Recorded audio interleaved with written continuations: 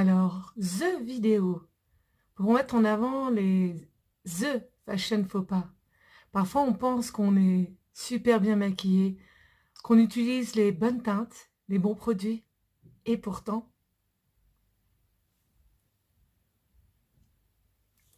Alors, je vais tester pour vous deux teintes de fond de teint. La teinte velours, celle que j'utilise habituellement, qui correspond bien à mon teint, et la teinte organza, oui, organza, qui est un peu plus foncée, et le résultat est souvent surprenant. Et pourtant, on pense parfois que c'est la bonne teinte. Attendez de voir. On va commencer avec la teinte organza. Donc on y va petit peu. Hop. Secouez-moi. Orangina. Ensuite, on va mettre 2-3 gouttes, sachant que c'est la moitié du visage. Pas besoin d'en mettre beaucoup. Hop. Comme ceci. Et voilà. Donc, on va commencer avec la teinte complètement opposée à mon teint, à moitié du visage. Bien sûr, souvent on en oublie de faire le coup, de ne pas étaler. C'est-à-dire que ça devrait aller. On pense pas forcément à la démarcation des cheveux. Le végétal sont vraiment étalés. Forcément plus orangé que mon teint initial. Ça se voit assez rapidement.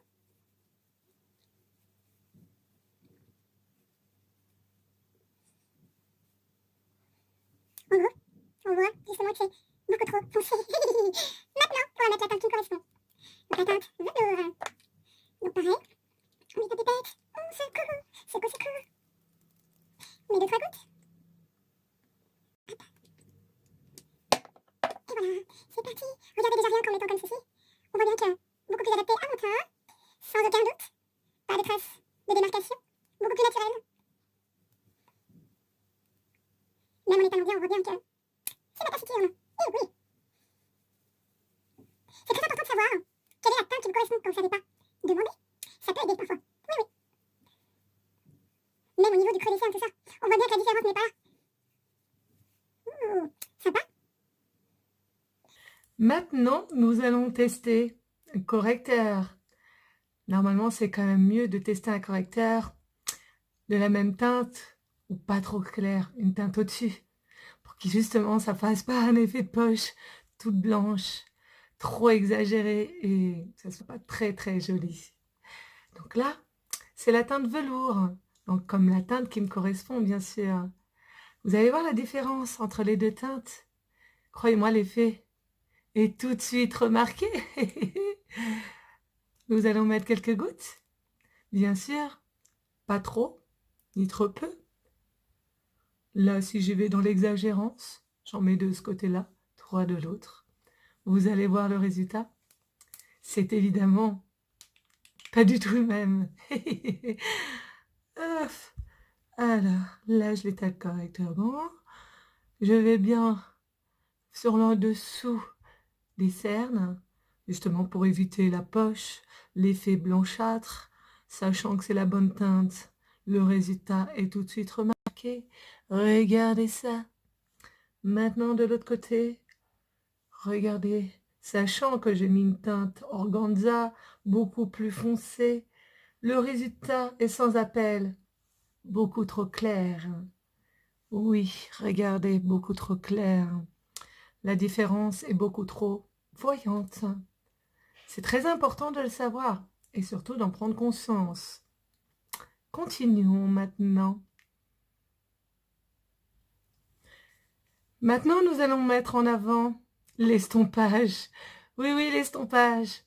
Croyez-moi, ça fait toute la différence.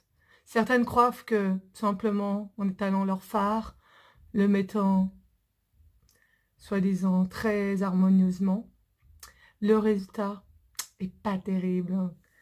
On va tester petite palette numéro 3. On va mettre deux teintes assez facilement applicables. Donc on va prendre cette teinte-là et une teinte un peu plus foncée. Donc, allons-y. On y va. On applique. On en met. On étale. Pareil de l'autre côté. On applique. On en met. On étale comme ceci et on y va. Tout est là. Donc là, j'ai mis cette teinte. Maintenant, je vais mettre une teinte plus foncée. Vous allez prendre celle-ci, qui est statique. On y va en coin d'œil, comme ceci, comme cela. On y va. On a envie que ça se voie et on a envie que ça fasse un beau regard bien prononcé. On étale, on en met et on y va. C'est parti. Là, c'est appliqué, plutôt exagéré. Maintenant, pareil de l'autre côté. On y va, on étale, on applique. Et voilà. Comme vous le voyez, bien exagéré de chaque côté. Maintenant, je vais estomper, mais que d'un seul côté. Hop, mon petit pinceau estompeur. Indispensable. Croyez-moi, le résultat va se faire savoir. C'est redoutable. On y va. C'est pratique pour pouvoir les faire se mélanger. Pas de démarcation, le résultat est satisfait. Regardez. Estompé, non estompé. Alors, qu'est-ce que vous en pensez? Moi, le choix est fait. Et maintenant, on va tester le crayon muqueuse, le crayon tout court, pour faire un magnifique regard. Plutôt, pourquoi pas glamour. Donc, c'est la teinte Perfect, crayon noir de Unique. Là, je vais laisser un petit peu sécher et je vous montrerai après combien il tient assez facilement. Maintenant, on va faire un côté bien poussé. Souvent, on se dit, ça va faire ressortir le regard. Ça va être vachement joli, vachement précis. On est sûr de soi, on se dit qu'on va voir que ça va être magnifique. On se dit qu'on y va dans les muqueuses et à l'extérieur. Et on y va et on se dit, c'est magnifique. Et quand on regarde, on se dit, ouh là, c'est une idée ou je ressemble plus à un panda? Eh oui, moi je vais vous montrer comment vous y prendre. Mettre ras des cils,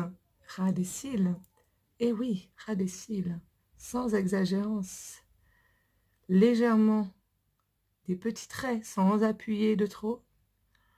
Délicatement, on y va.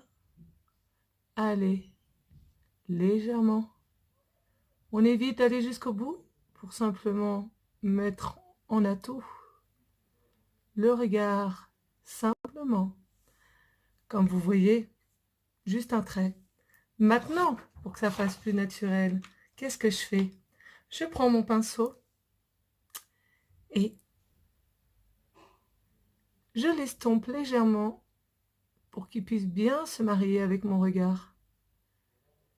Et regardez le résultat. C'est pas mieux? Moi, c'est sûr. Je sais ce que je veux. Et toi? Tu choisis lequel? À gauche ou à droite? Et si maintenant on s'occupait des sourcils? Ah, ou une teinte blonde. Donc pour la teinte de mes sourcils, côté très naturel, une teinte brunette, plus exagérée, plus prononcée. Et Rosita, elle va s'en faire ressentir. Et si on testait? Allons-y, on y va. Alors bien sûr, ces sourcils, on les colorie pas. On les met en avant, mais pas trop. Là, on a tendance à se dire, allez, faut les colorier, les accentuer, faire des formes exagérées. faire une forme XXL même, pourquoi pas. On se dit, c'est forcément plus joli. Et si on le fait descendre, ça va ouvrir le regard, non? Qu'est-ce que vous en pensez? Oh, mais c'est magnifique! Mon Dieu, oh my God! Mais ce n'est pas pour moi. Qui suis-je? Ouh là là! Maintenant, on va tester une teinte qui me convient. Une teinte comme mes sourcils blondes, légèrement dessinés, légèrement maquillés, sans exagérer. Juste en avant. Commence toujours par la tête du sourcil. Le but, c'est que ça reste naturel. Pas de l'exagérer. Et le résultat n'en sera que apprécié. Et voilà. Sans exagérer, sans effet XXL, légèrement dessiné, le résultat, c'est bien moi. Et ouais, quel côté tu choisis? Dis-moi. On n'oublie pas, on les brosse, bien entendu. Le résultat est quand même plus joli. Quoique, j'ai un doute de ce côté-ci. Regardez, pourrait revenir mon crayon que j'ai appliqué tout à l'heure. Allez-y pour le retirer. Frottez, frottis. Il est toujours là. Il ne s'accentue pas. Pas mal? Vous trouvez pas? Maintenant, nous allons tester le blush. Oui, le blush. Très rosé, très pigmenté. Sur celui-là, il ne faut pas exagérer. Croyez-moi, le résultat est là. Et si on testait? Il y en a toujours qui se disent « Oh, on y va! J'aimerais avoir des joues bien rosées, bien pigmentées. Regardez, à peine étalées. Vous avez vu la quantité? Bien visible. Il y en a un qui étale et fait rose joue, chaperon rouge. On y va. Ouh, que c'est joli. Mais moi, perso, j'aime pas. Moi, je vais vous montrer comment je m'y prends. J'en mets légèrement sur le haut de la joue, sans aller au bout, légèrement. Et regardez le résultat. C'est pas plus joli? Moi, je trouve, je l'avoue, c'est quand même mieux. Maintenant, on va s'occuper des lèvres. On a envie de les tracer, se dire qu'elles seront de rêve. On se dit qu'une couleur plus foncée, c'est pas bien grave. Et pourtant, regardez-moi ce que ça va donner. Couleur plus foncée, accentuée. On y va. On dessine. On prononce même.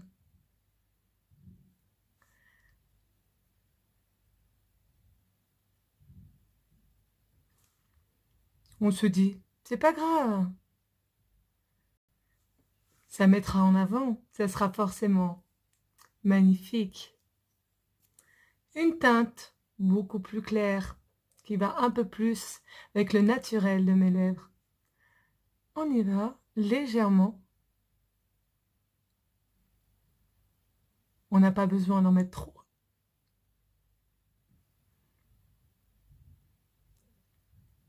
C'est le côté naturel qu'on veut mettre en avant, pas le reste. Maintenant, regardez, je prends cette teinte-là, qui correspond bien de ce côté-là. On va voir maintenant le résultat.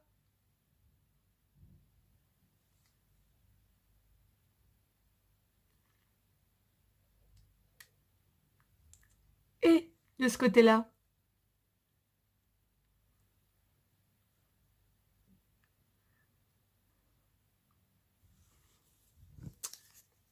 À votre avis, c'est quel côté le mieux? Ce côté grosse bouche, très exagéré, limite un peu vulgaire, ou ce côté discret, qui est beaucoup plus harmonieux et beaucoup plus joli à regarder? Moi, je sais quel côté j'ai choisi. Et toi, alors? Et maintenant, si on comparait chaque côté, ça pourrait peut-être t'aider à faire ton choix.